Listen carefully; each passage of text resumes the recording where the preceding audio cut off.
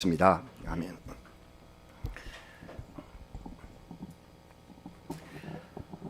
마틴 루터 킹 목사님의 명언 가운데 한 구절입니다. 네모 속에 알맞은 말을 한번 넣어보시기 바랍니다. 어둠으로 어둠을 몰아낼 수는 없다. 오직 네모만으로 할 수 있다. 답이 무엇입니까? 그렇습니다. 우리 빈누리 교회가 가장 좋아하는 빛이 바로 그 답입니다. 문제는 계속됩니다. 미움으로 미움을 몰아낼 수 없다. 오직 네모만으로 할 수 있다. 정답은 무엇입니까? 사랑입니다. 잘하시네요. 인종차별 철폐와 약자의 인권을 위해서 비폭력 운동을 펼치다가 순교하신 마틴 루터 킹 목사님, 그는 흑인들의 가슴 속에 쌓인 미움과 증오를 사랑으로 바꾸기 위하여 설교를 통하여 이렇게 외쳤습니다. 역사에 남을 그 위대한 말, Hate cannot drive out hate. hate로서는 hate를 몰아낼 수가 없다. Only love can do that. 오직 love만으로. hate가 아니라 only love로. 미움이라는 이 어둠을 몰아낼 수 있는 것은 오직 사랑이라는 빛뿐이다 하고 설교하셨습니다. 사랑하는 여러분, 우리가 살아가면서 내 마음에 쌓이는 이 미움은 얼마나 크고 단단한지 놀랄 때가 많습니다. 내 마음 속에 이런 미움이 쌓이다니. 미움이란 무엇입니까? 새삼스럽게 국어사전을 다시 한번 찾아보았더니 사전적으로 풀이하면 이렇습니다. 미움, 뭔가가 꼴사납고 마음에 들지 않아 거리끼고 싫어함. 야, 해석이 아주 적나라하게 잘 됐어요. 뭐라고요? 꼴사나운 감정을 느낀다. 그것이 거리껴서 싫어하는 미움이다. 이 미움은 사소한 데서 시작하는 경우가 많습니다. 그러나 그렇게 시작된 미움은 상대방의 허물을 들춰내고 상처를 줄 뿐만이 아니라 인류의 전쟁으로까지 비화되기도 합니다. 남만이 상처가 아닙니다. 미움은 내 안에서 시간이 흐를수록 맹수처럼 요동쳐서 영혼을 상하게 하고 병들게 합니다. 내 마음이 망가져버리는 것입니다. 그래서 킹 목사님은 결론으로 이렇게 말했습니다. 나는 사랑하기로 작정을 했습니다. 미움은 너무나도 감당하기 어려운 고역이기 때문에 나는 그거 하지 않겠습니다. 성경의 잠언 말씀은 이것을 아주 간단하게, 매우 간명하게 우리에게 일러주셨습니다. 잠언 10장 12절 말씀입니다. 잘 아시는 짧은 말씀 같이 읽겠습니다. 미움은 다툼을 일으켜도 사랑은 모든 허물을 가리느니라. 아멘. 잠언의 말씀입니다. 다툼 일으키고 허물 만드는 것이 미움인 줄 알면서도 우리는 사랑보다 미움의 굴레에서 벗어나지 못했습니다. 미움은 어떻게 생길까요? 처음 보는 사람이나 지나가는 사람은 밉지 않습니다. 물론 지나가면서 건들거린다든지 시비를 걸어온다든지, 특히 미운 것은 그 운전을 난폭하게 해서요. 그래서 운전을 하다 보면은 미운 마음이 솟아오르는 경우가 많습니다. 세상이 다 밉고, 나보다 빨리 가도 밉고 늦게 가도 밉고. 그러나 이 미움은 순간적인 것에 지나지 않습니다. 대체로 미움이 시작되는 것은 서로 만나고 생각이 교차하고 상대에 대한 기대가 일어났다가 사그라지는 때부터 미움이 생겨납니다. 그 까닭은 내 욕심, 내 욕망이 작용하기 때문입니다. 내 욕망이 그 사람에게 작용하면서 기대를 채우지 못한 감정의 잔재들이 모여서 미움을 만들어내게 되는 것이죠. 사랑하는 성도 여러분, 하나님 앞에서 생각합시다. 지금 가장 미운 사람이 누굽니까? 역사적, 사회적, 정치적으로 미운 존재가 있습니다. 그 역사적으로 그 미웠던 그 사람들, 그러나 지금 내 마음속에 미움을 쌓아가고 있는 사람은 나와 가까운 사람입니다. 금방 만나게 될 사람일 수도 있고 겉으로는 사랑하는 채 하는 사람일 수도 있습니다. 그 사람과 미움의 감정이 짙어졌다는 것입니다. 밉다라는 우리말 단어와 발음도 비슷하고 반대되는 말에 미쁘다라는 말이 있습니다. 미쁘다라는 말의 뜻은 믿었다, 믿음성이 있다 인데요, 그 믿음성이 있는 미쁘다에서 비읍자 하나만 빠지면 그게 밉다가 되고 맙니다. 하나님과 성도에 대한 믿음을 가지고 미쁘게 행하던 사람이 어쩌다가 그 믿음을 잃으면 교회를 더 미워하고 성도의 허물을 더 들추어내는 것을 보게 됩니다. 사랑하는 여러분, 그리스도의 고난을 묵상하는 이 사순절 기간 첫 주일인 오늘, 우리 마음에 쌓인 미움을 주님 앞에 회개하면서 오늘 이 말씀을 살펴봅니다. 본문 말씀에서는 미워하는 왕과 미움받는 선지자의 이야기가 펼쳐지고 있습니다.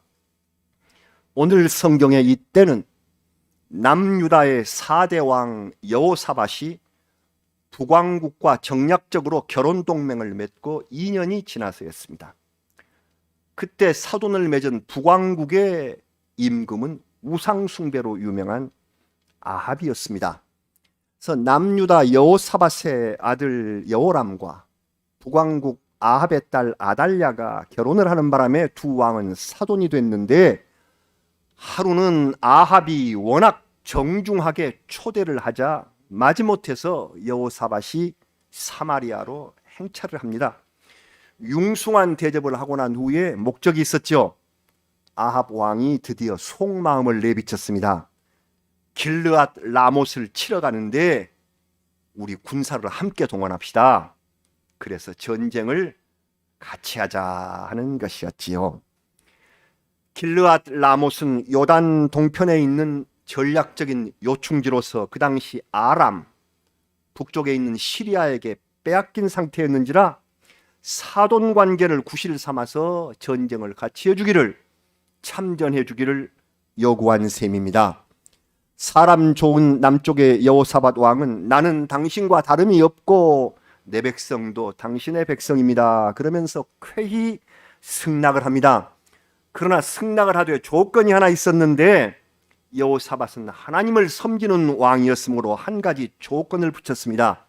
조건이 역대하 18장 4절의 말씀입니다. 여호사밧이 또 이스라엘 왕에게 이르되 청하건대 먼저 여호와의 말씀이 어떠하신지 오늘 물어보소서 하더라. 선지자에게 하나님의 뜻을 물어봅시다. 그래서 하나님의 뜻이 옳다고 하시면은 함께 전쟁을 합시다 하는 제안이었습니다. 그러자 400명이나 되는 어용 선지자 무리가 몰려와서 싸우면 틀림없이 이깁니다 하고 앞다투어서 아합 왕에게 아부를 하더라. 이 상황을 지켜보던 여호사밧이 우리가 물을 만한 선지자가 더 있지 않습니까? 이렇게 말했습니다. 그 자리에 없는 미가야를 지목한 것인데, 남왕국에서도 미가야라는 그 이름을 알고 있었던 것 같습니다. 그래서 아합 왕은 한 수 없이 미가야에 대해서 말하면서 그 사람은 나에 대해서, 왕인 나에 대해서 항상 나쁜 일로만 예언하기 때문에 내가 그 사람은 미워 죽겠소. 아주 미워한다고 실토를 했습니다. I hate him. 나는 그를 미워한다. 400명이나 되는 사람들이 모두 권력자인 내 비위를 다 맞춰주는데, 미가야라는 놈은 그놈은 나쁜 놈이다. 제가 이렇게 놈이라고 함부로 말하는 것은 성경에도 놈이라고 써져 있어요. 네. 왕이 그놈이 이놈을 잡아라 그러면서요. 그래서 이렇게 말하는 겁니다. 좋은 말을 해주지 않는다는 그런 불만이 쌓여서 미움이 됐습니다. 왕에게 잘 아부하는 시드기야라는 선지자는 철로 뿔을 만들어 가지고 와서 찌르는 모습까지 연출을 하면서 가면은 이렇게 찔러서 이깁니다. 내게 듣기 좋은 말을 하는데 이 건방진 미가야는 정말 나쁜 말만 한다, 밉상이다, 그런 말입니다. 하지만 여호사밧 왕이 요구하기 때문에 어쩔 수 없이 부르게 됐네요. 아합의 성격을 알고 있는 내시는 이 미가야 선지자를 부르러 가서 이렇게 말합니다. 모든 선지자가 하나같이 다 왕에게 좋게 말했으니 당신도 좋게 말하시라고 나름대로 조언을 했습니다. 미움이 폭발하면 어떤 피바람이 불는지 내시가 알고 있었기 때문이지요. 그러나 미가야는 하나님이 계시하신 진실을 말하지 않을 수 없었습니다. 이스라엘은 지금 목자 없는 양같이 흩어졌는데 어찌 전쟁까지 벌이려 하십니까? 거짓 영들이 꿰어서 왕을 꿰어서 길르앗 라못으로 올라가게 하는데 미혹하고 있어서 왕이 죽게 될 것입니다 하고 예언을 했습니다. 아합 왕의 미움이 드디어 폭발을 했습니다. 그래서 이런 명령을 내렸습니다. 역대하 18장 26절 왕이 이같이 말하기를 이놈을 옥에 가두고 내가 평안히 돌아올 때까지 고난의 떡과 고난의 물을 먹게 하라 하셨나이다 하니 내가 돌아오는 날 너를 죽이겠다, 전쟁에서 이기고 돌아와 처벌하겠다는 뜻이었습니다. 아무리 선지자가 밉다 해도 하나님이 하시는 일을 내 감정으로 막을 수는 없습니다. 아합 왕은 그 말이 마음에 걸렸는지 전쟁에 나가서 성경 읽으셨죠? 왕복을 벗고 변장을 합니다. 여호사밧 왕에게만 왕복을 입으라고 하고 자기는 안 죽으려고 변장까지 해서 미가야의 예언을 벗어나려 했으나 화살에 맞아서 죽고 맙니다. 어리석은 아합은 자기 권유를 내세워 선지자를 미워했는데 그럴 것이 아니라 겸손하게 미가야와 더불어 하나님의 뜻을 묻고 합심해서 기도했어야 될 일입니다. 사랑하는 여러분, 하나님의 사람은 세상 사람들에게 미움을 받아왔습니다. 구약에서도 이렇게 미움을 받았고요. 예수님이 오셨을 때 그 예수 그리스도, 그분의 제자들인 사도들, 초대 예루살렘 교회의 신도들부터 지금 이 시대의 신실한 하나님의 사람들이 미움의 대상이 되고 있습니다. 왜 그럴까요? 세속의 길로 가는 사람들에게 동조해서 맞장구를 쳐주지 않고 하나님의 말씀을 일러주며 그 길로 인도하려고 애쓰기 때문입니다. 그리스도인들은 특히 권력자들에게 미움을 받았습니다. 아합의 권력 앞에 거짓 선지자 400명이 아첨하고 있는 모습을 보십시오. 이 거짓된 사람들이 왕보다 더 적극적으로 진실한 선지자 미가야를 미워했습니다. 시드기야는 왕이 보는 자리에서 미가야의 뺨을 때리면서 박해하기까지 했습니다. 우리가 이런 미움과 박해를 당한다면 어떻게 해야 할 것인지요? 먼저 이 말씀을 보십시다. 요한 1서 3장 13절은 이렇게 말씀을 합니다. 형제들아, 세상이 너희를 미워하여도 이상히 여기지 말라. 먼저 이상하게 여기거나 괴로워하지 말아야 합니다. 어차피 주님을 따라가는 삶은 좁은 문이고 좁은 길이기 때문에 길을 찾는 사람이 적다고 하셨습니다. 넓고 편한 길을 가는 사람들이 손가락질하며 우리를 미워하는 것은 당연합니다. 이상하게 여길 필요가 없습니다. 그렇다면 우리도 사람인데 일방적으로 미움만 받고 지낼 수 있는가? 정말 잔인하고 고약하게 우리를 핍박하는 사람들을 우리도 미워함으로써 대응해야 하지 않을까 하는 생각이 듭니다. 그런데 그래서는 안 됩니다. 요한일서 3장 15절의 말씀을 우리 같이 봉독을 하시겠습니다. 요한일서 3장 15절입니다. 그 형제를 미워하는 자마다 살인하는 자니 살인하는 자마다 영생이 그 속에 거하지 아니하는 것을 너희가 아는 바라. 여러분, 인류 최초의 살인은 가인이 그의 동생을 미워함으로써 벌어졌습니다. 미움은 살인입니다. 미움은 이렇게 무서운 결과를 낳습니다. 우리 10계명 가운데 하나 자신 있는 게 있습니다. 6계명 살인하지 말라. 세상에 내가 다 잘못해도 살인이야 하겠어. 이것쯤은 내가 지킬 수 있겠다. 그러나 안심하지 마십시오. 이웃과 형제를 미워하면 그것이 무엇과 같다고요? 살인이나 다름없는 일이다. 이 미움이 살인을 낳고, 그래서 가인의 살인이 시작되었기 때문에, 성도 여러분, 세상이 우리를 미워해도 이상하게 여기지 말고 그들을 미워하지도 말아야 합니다. 그럼 우리가 해야 할 일은 쉽고도 분명해졌습니다. 세상 사람들에게 사랑을 주는 것입니다. 미움이라는 어둠을 사랑이라는 빛으로 몰아내자는 것입니다. 예수님이 하신 말씀은 다 이렇게 들어 있습니다.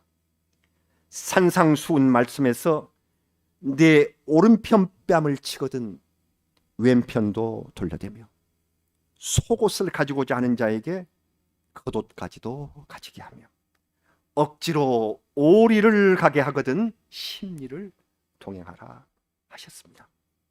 이 말씀은 사랑하라는 말씀입니다. 미움의 극단인 원수까지도 사랑하라는 말씀을 이렇게 가르친 것이죠. 사랑은 자랑하지 아니하며 사랑은 교만하지 아니한다. 고린도전서 13장의 말씀입니다.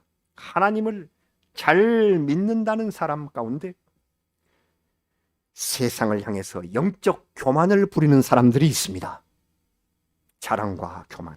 내가 이만한 믿음을 가지고 있다고 자랑하면서 바리새인처럼 자랑 가득한 기도를 드리는 경우가 있습니다.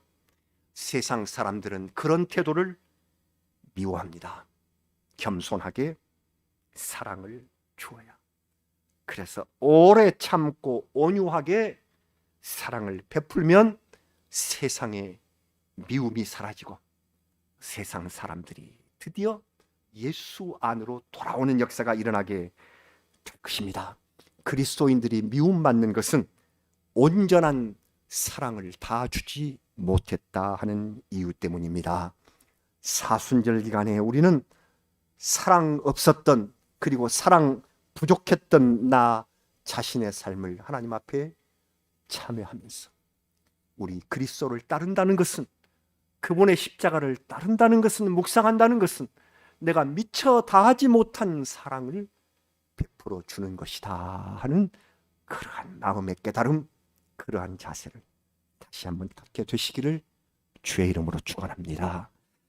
여러분, 미움받는 하나님의 사람 미가야는 구약의 이스라엘만 있었던 것이 아니네요. 지금 코로나 시대의 우리나라에서 일어나고 있는 서글픈 현상입니다.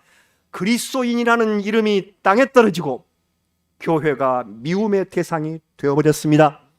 너희가 신천지와 다를 게 뭐냐 하는 공격을 받고 있으며 집단 감염의 온상이 교회가 아니냐 하는 쓴소리를 감수해야 할 처지가 되고 말았습니다. 성전 예배까지 멈추고 방역을 선도하고 협조하는 교회가 대부분인데도 일부 교회나 목회자가 방역 대책을 교회 탄압으로 돌리면서 정치적 선동을 하는 바람에 그리스도인 전체가 미움을 받는 시대가 되고 말았습니다. 뜻있는 목회자들이 한국교회 백신을 찾자 한국교회가 백신을 맞아야 될 때가 되었다. 교회가 처한 현실을 직시하자는 목소리를 내고 있습니다. 그리스도인들이 이제 어디 가서 교회 나오라는 말을 하기 어려운 형편이 되어버린 지금, 교회의 신뢰도 조사의 결과가 충격적일 정도로 추락하고 만다는 바로 이 사실, 코로나의 여파로 가장 미움을 받게 된 대상이 바로 교회이며 크리스찬이라는 사실은 우리에게 참으로 안타까운 마음과 함께 교훈과 메시지를 줍니다. 교회가 교회답지 못했고 성도가 성도답지 못했음을 반성하고 그 본질을 회복할 기회가 사순절 이 기간입니다. 여기에 한국 교회의 미래가 달렸습니다. 금주부터 코로나 백신이 접종되기 시작한다고 합니다. 이르면 가을쯤에 집단 면역을 기대할 수 있다는 소식을 들었습니다.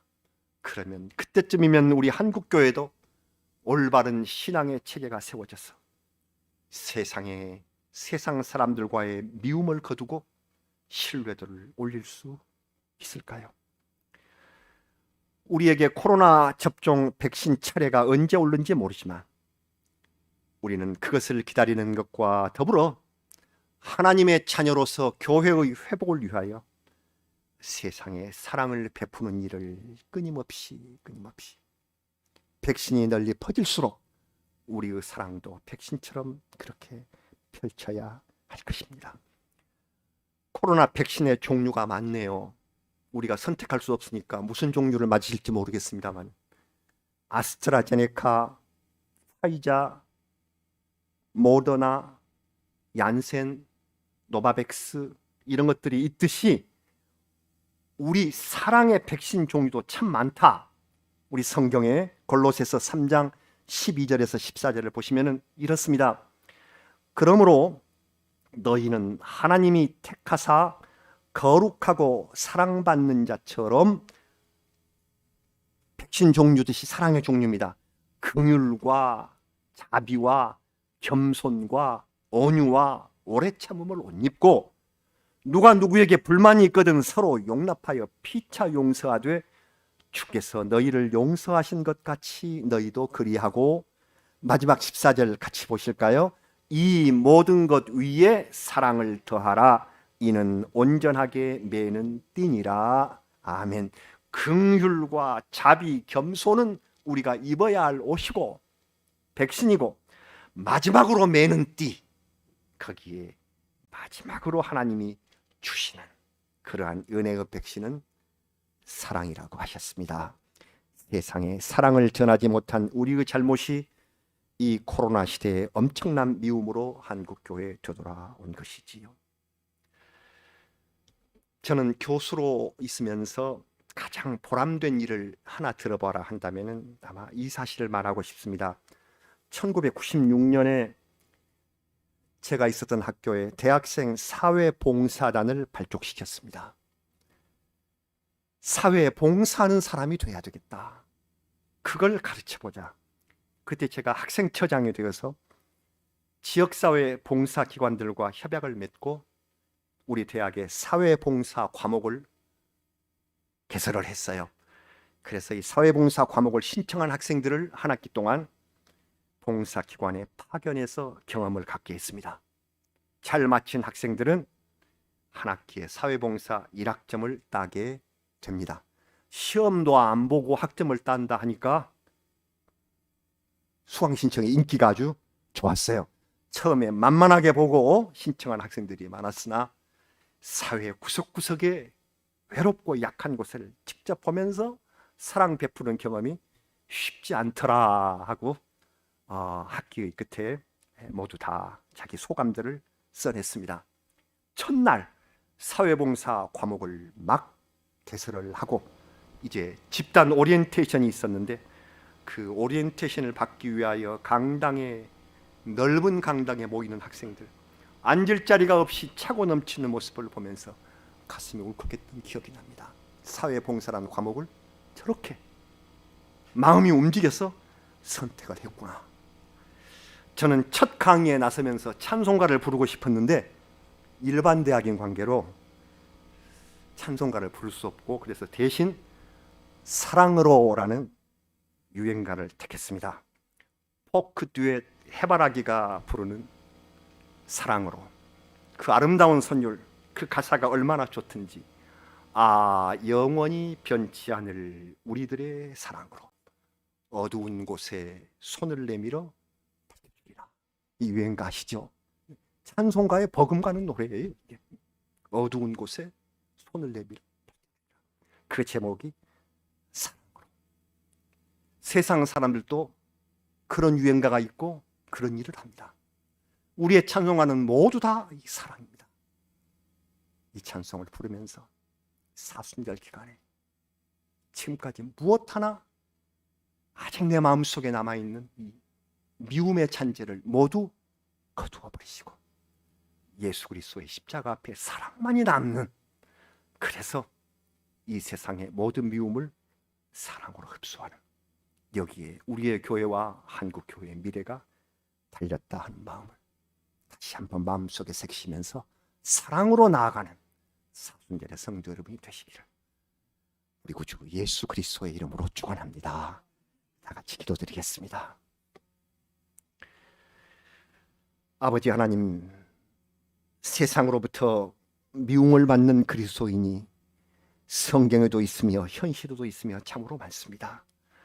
그러나 우리가 남들을 더 미워하고 있었다는 이 사실과 예수 그리스도의 사랑을 말하면서 어두운 곳에 손을 내밀지 못했다는 그러한 마음을 주님 앞에 참여합니다.